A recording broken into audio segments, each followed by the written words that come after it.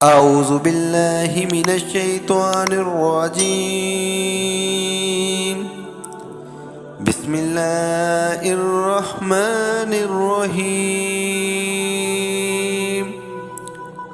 لإلاف قريش إلافهم رحلة الشتاء والصيف وليعبدوا رب هذا البيت الذي أطعمهم من جوع ومن آمنهم من خوف آمنت بالله صدق الله العظीम।